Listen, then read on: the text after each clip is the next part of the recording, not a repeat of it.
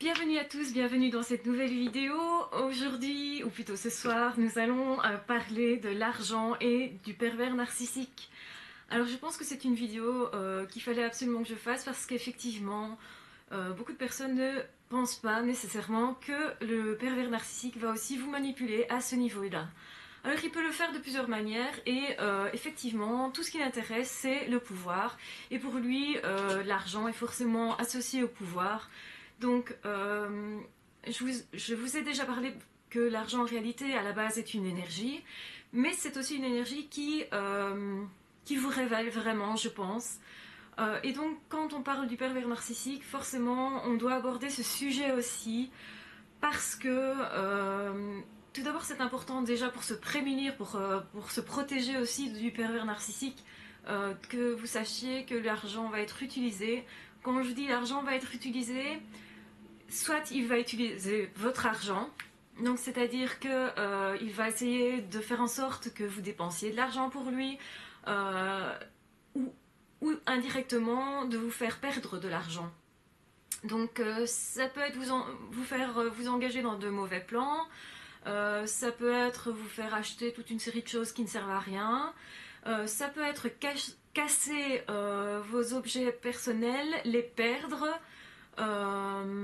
surtout s'il sait que vous tenez à quelque chose en particulier, quelque chose de précis.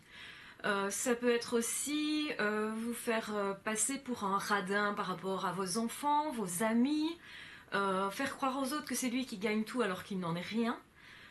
Il peut vous exploiter tout à fait au niveau de votre vie professionnelle en vous faisant travailler vraiment à l'arrache jusqu'à épuisement.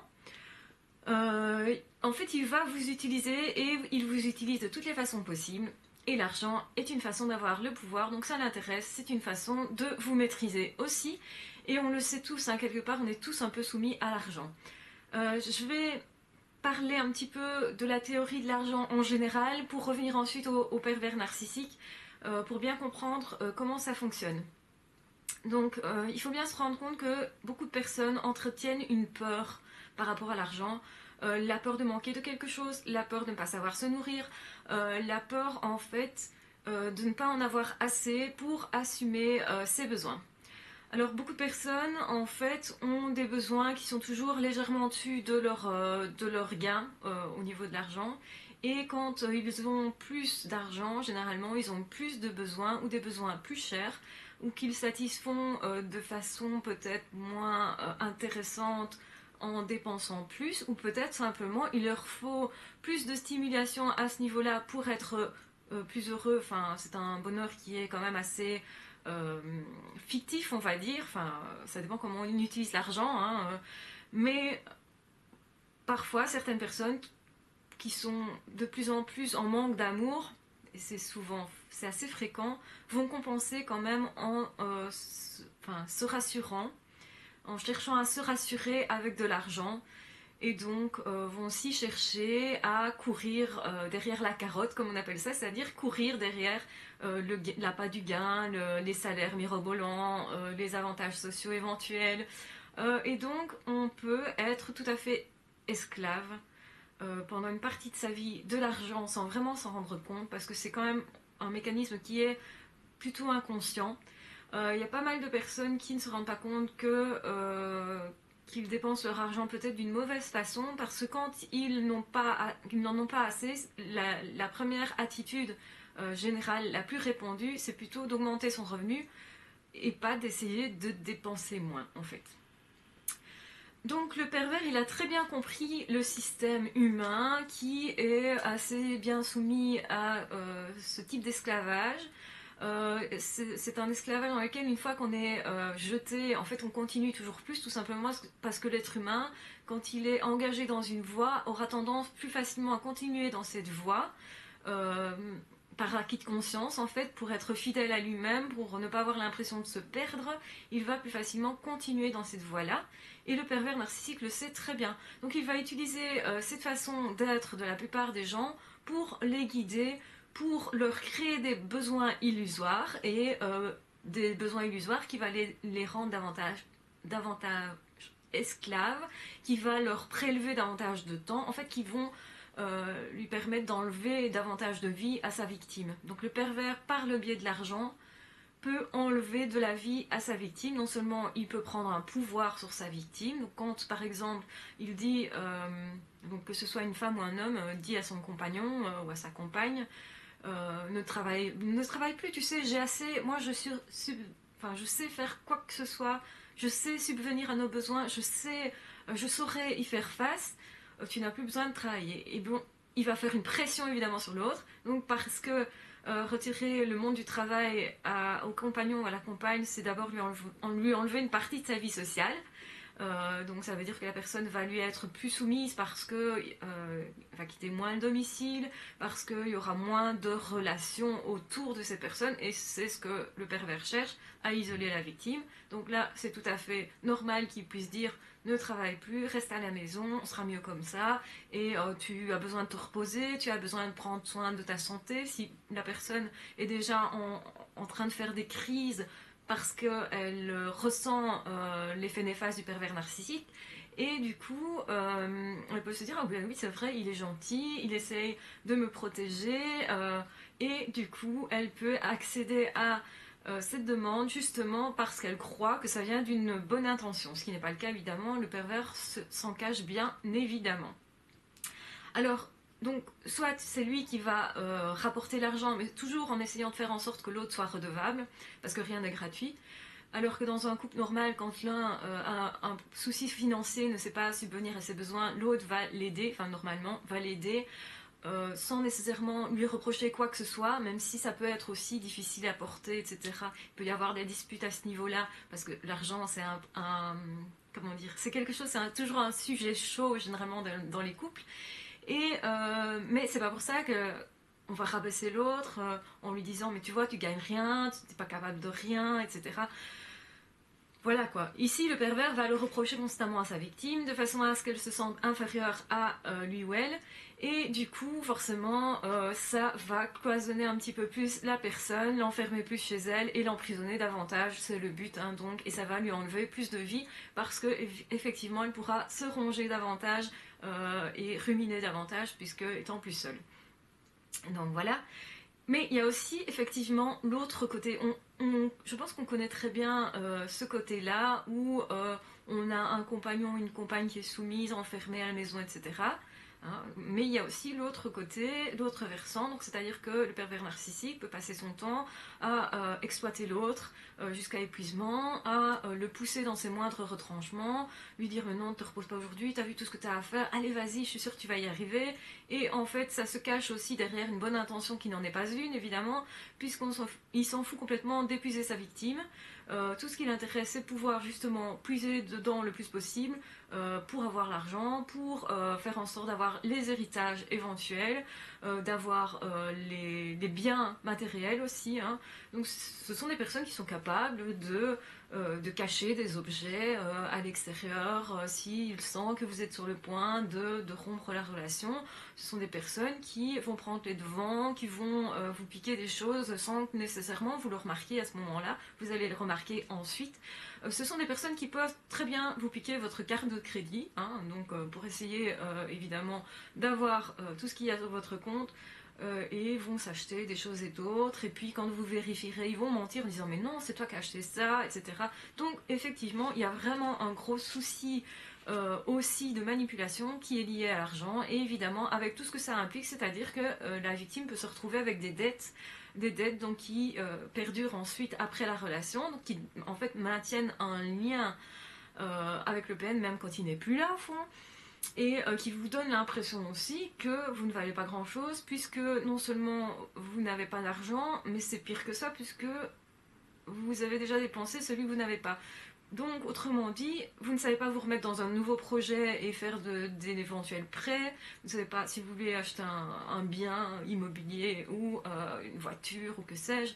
Vous pouvez vous retrouver bloqué et sentir encore la puissance de l'autre, si je peux dire. En tout cas, c'est comme ça que le pervers va l'interpréter et il va jouir de ça encore, même après avoir laissé sa victime là. Donc, c'est malheureux, bien entendu.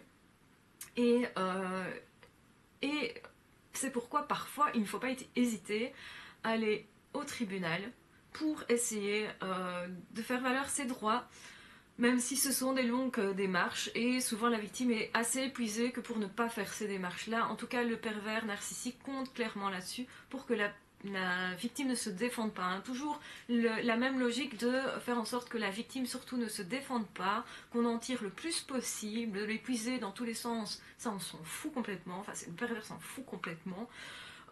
Et il ne voit que son intérêt à lui, ou à elle, hein, si c'est une femme. Et en plus, il risque de se vanter que toutes les idées qui vous ont fait gagner de l'argent, ça venait de lui, que si vous avez réussi dans un domaine, c'est grâce à vous, enfin aux peines, enfin c'est justement pas grâce à vous, c'est grâce aux peines qui vous a présenté des connaissances, alors qu'en fait tout ce qu'il cherche à faire, c'est parfois justement de vous faire échouer pour qu'il puisse dire à tout le monde, vous voyez, hein, je vous avais bien dit qu'elle était nulle celle-là, ou parce que ça le fait jouir vraiment aussi. Mais comme le PN est très attiré par l'argent, c'est quelqu'un euh, qui peut vous exploiter à ce niveau-là, en vous faisant payer des billets d'avion, en vous faisant enfin voilà, en vous acculant, en disant mais j'ai pas d'argent sur moi, tu veux bien payer et en fait, vous allez vous sentir obligé, donc chaque fois, évidemment, vous mettre devant le fait accompli que vous êtes censé aider l'autre, donc parce que la morale voudrait que entre compagnons, compagnes, on s'aide, que quand on aime quelqu'un, on l'aide, il va utiliser cette corde sensible-là, et évidemment, jusqu'à très loin, donc ça peut emprisonner davantage la victime. La victime et éventuellement les enfants de la victime. Donc ça peut être quelqu'un qui avait des enfants avant de rencontrer le PN et qui va... donc le PN va à la fois profiter de la maman éventuelle et des deux enfants ou du père éventuel et des deux enfants ou des trois enfants. Enfin bon voilà. J'imagine que c'est cette situation classique, mais ça pourrait être tout à fait autre chose. Hein. Et voilà, ça peut être un beau-père, une belle-mère qui profite des enfants. Ce n'est pas toujours une relation de couple, c'est vraiment toutes les relations sont concernées. Les relations soi-disant d'amitié, c'est la même chose. Hein. Le pervers narcissique va essayer en tout cas de pouvoir profiter et au niveau de l'argent également. C'est une personne qui va vous mettre devant le fait accompli. Ah, mais tu sais, j'ai beaucoup de problèmes ce mois-ci pour payer. En fait, où je viens de perdre enfin, mon boulot. Enfin, ils vont vous inventer des trucs de toute façon pour que vous vous sentiez... déjà, ils vont se plaindre hein, pour vous avoir dans leur poche et pour que vous sortiez vos billets et surtout, généralement, ils vont essayer de repérer des personnes qui ont un peu d'argent ou qui sont capables d'en gagner et d'en gagner beaucoup. Ils vont être attirés par ça. C'est un critère aussi de sélection. Ce n'est pas seulement la générosité qui est un critère de sélection, mais il faut en plus que la personne victime puisse donner quelque chose. Alors si en plus elle peut donner de l'argent, qu'on peut le mettre planqué sur un compte, et évidemment le compte ne sera qu'au nom du PN, hein, évidemment.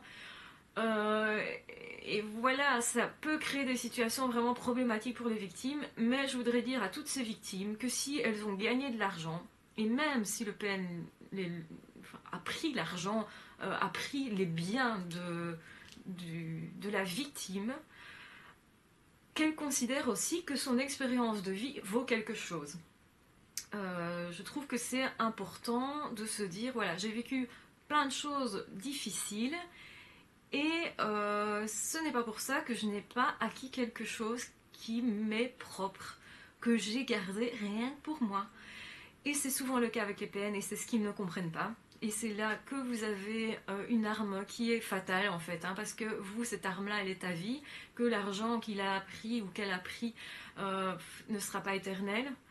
Ça peut être même de très courte durée, hein, si vous a forcé à payer un voyage. Enfin, je connais quelqu'un comme ça qui passe son temps à faire partir en vacances d'autres personnes avec elle, parce que là c'est une fille. Ça fera plaisir, je pense, aux hommes qui me disent, mais pourquoi est-ce qu'on dit toujours le pervers narcissique, il...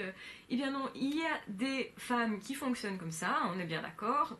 Je suis contente aussi de vous le réaffirmer parce que c'est vrai que c'est important.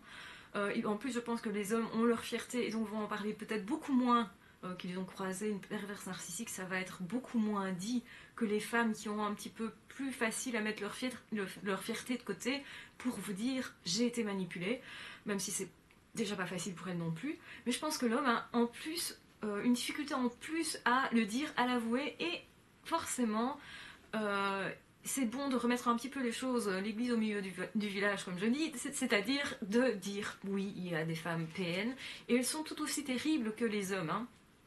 Et même peut-être plus parce que je pense qu'elles se font plaindre davantage, qu'elles se font passer davantage pour des victimes, et les hommes aussi, hein. Mais ce sont des personnes qui peuvent vous, voilà, enfin, qui peuvent vous exploiter clairement pour partir en vacances. Et puis dès que vous êtes sur place avec, n'en a plus rien à faire de vous parce que le but c'était, parce que ces personnes-là ne sont pas capables de partir tout seules en fait. Et du coup, il leur faut des victimes pour aller se greffer sur l'organisation du voyage et pour pouvoir partir en fait. Et donc vous avez comme ça des situations vraiment folkloriques que honnêtement moi j'ai vécu il n'y a pas très longtemps au fond. Et, et voilà, ce sont des personnes qui essayent de profiter, sauf que bah, ces personnes-là profitent toujours de vous tant que vous leur laissez l'occasion de profiter. Et à un moment donné, dès que vous les avez détectés, forcément, à un moment donné, ça ne fonctionne pas tout le temps et forcément, vous risquez aussi de vous défendre. Et c'est pour ça que je dis, l'expérience que vous avez vécue peut être aussi un gain. Donc soyez conscient de ça. Que si vous avez croisé un PN, il ne vous aura jamais tout pris. Au contraire. Ce sont des personnes qui vont mettre en lumière, à travers l'argent notamment, qui vont vous révéler aussi. L'argent est pour moi un révélateur, donc ça accentue ce qu'on est. Donc les personnes qui, par exemple, essayent par le biais d'autres personnes de gagner de l'argent en exploitant un peu, que ce soit en exploitant la popularité, donc par exemple, un exemple très concret, vous avez des pubs qui viennent, donc des gens qui viennent exprès pour mettre des pubs sur vos réseaux sociaux, sur vos pages. Vous avez passé votre temps à rassembler les gens, à créer, je veux dire, un contenu, à apporter quelque chose. Voilà, vous l'avez peut-être fait naturellement, mais c'est quand même un travail. Et puis, il y a quelqu'un qui débarque et qui tape un lien sur votre page, sans rien dire, il se barre. Et voilà, c'est un petit peu ça que fait le PN, c'est exploiter votre popularité, c'est exploiter pour essayer d'attirer vers soi par appât du gain, quoi. Maintenant, je dis pas que les personnes qui font ça sont d'office PN, hein, parce que c'est une pratique qui est quand même courante, malheureusement, sur les réseaux. Donc, je vous encourage à être de toute façon vous-même, à virer les PN, c'est clair, on ne va pas les garder. Parce que ça j'ai eu aussi, alors je vais parler d'un truc aussi, ça j'ai eu un message comme ça qui disait mais vous mettez tous les PN dans le même panier, il y a sûrement des PN qui sont sympas, il faudrait être plus tolérant avec eux. Et il se trouvait que c'était quelqu'un qui justement me mettait ce qu'on appelle des doubles contraintes, donc c'est-à-dire des messages dans lesquels il disait oui mais enfin vous généralisez beaucoup dans vos vidéos, donc jusque là tout va bien, c'est pas terrible comme vidéo, quoi. D'accord, ok. Ok, donc je me dis, ok, je réfléchis, je dis, bah oui, mais peut-être n'avait pas compris ce que c'est un zèbre, donc j'ai répondu simplement ça, parce que je me dis, tiens, ce n'est pas un zèbre. Enfin, c'était un peu évident.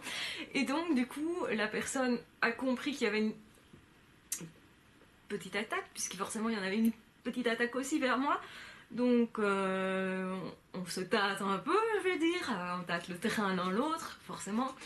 Et là, l'attaque se fait plus grosse en disant « Ah oui, excusez-moi, je me suis peut-être emportée ». Donc là, c'est une sorte d'excuse. Enfin, il n'y avait pas « Excusez-moi », c'était « Désolée, je me suis un peu emportée » ou quelque chose comme ça. Ou « Ah oui, je me suis un peu emportée » parce que « Désolée, excusez-moi », c'est des termes que les PN n'utilisent pas.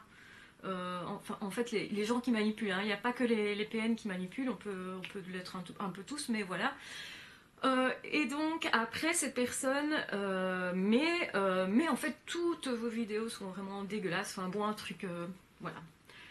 Pas dit comme ça non plus, c'était plus fin que ça, mais je me suis dit, ah oui, d'accord, donc, cet effet de double contrainte, est assez typique de la manipulation. Je dis pas que nécessairement c'était une PN, mais enfin bon, enfin, je dis une parce que pour moi c'était une jeune demoiselle. Et là je me suis dit non quoi, non, désolée mais là je t'ai vu. Désolée mais là je t'ai vu et je trouve qu'il y a un minimum de respect à avoir les uns envers les autres. Que quand on met des messages plus ou moins respectueux, vous savez, hein, il y a certains qui frôlent vraiment la limite parfois, et forcément on les repère, c'est gros comme le nez au milieu de la figure. Et forcément, une chaîne avec, où on parle de manipulation, de PN, etc., va attirer des PN, surtout quand il y a des HP dedans. Donc voilà. Et je voulais simplement vous dire que il y a une notion de respect que moi je voudrais bien conserver en fait, sur toutes les pages, les sites, etc. euh, que je crée, enfin j'ai pas la prétention de dire que je crée ça, que j'utilise, on va plutôt dire ça, que voilà, c'est plus des outils. Et j'aimerais bien que chacun se respecte, je veux pas voir des gens qui s'effritent, qui se disputent, ça Voilà, m'intéresse pas. j'espère Que ça sera bien compris, j'espère que vous allez très bien, que cette soirée se passe bien pour vous, que vous êtes content toujours d'être sur cette chaîne, que ça vous apporte des choses toujours. N'hésitez pas à me dire ce dont vous avez besoin, je vais voir ce que je peux faire. Je connais pas tous les sujets, hein, je suis pas, je suis pas un dictionnaire, je suis pas une encyclopédie, enfin voilà. Mais, euh, mais il y a peut-être beaucoup de choses qui peuvent servir et ce serait dommage de les laisser enterrer juste parce que peut-être je pense pas à parler d'un sujet qui serait bien pour vous et voilà, donc n'hésitez pas à faire des demandes. Je note les idées, même si je ne fais pas nécessairement tout de suite les vidéos. Je note les idées qui me sont demandées. Parfois, il y a des choses qui me semblent accessibles pour moi et il y a des choses où je me dis je ne m'y connais pas assez et je vois trop mes failles pour me lancer dans certaines choses. En tout cas, maintenant, ça ne veut pas dire que je ne le ferai pas après. Ça ne veut pas dire que je vais peut-être pas étudier un peu le sujet plus ou y réfléchir en tout cas parce que parfois, évidemment, il me faut un certain délai pour créer quelque chose et ça arrive parfois sans que je m'y attende moi-même. Je ne sais parfois pas le matin si je vais faire des vidéos ou pas et si je vais trouver des sujets sympas à aborder et si je vais trouver mes mots pour en parler et voilà. Donc je vais vous laisser sur ce, je vais pas vous raconter toute ma vie non plus parce que je m'égare et voilà, je vous embrasse très fort, prenez soin de vous et on se retrouve très vite pour d'autres vidéos. À ciao, bye bye.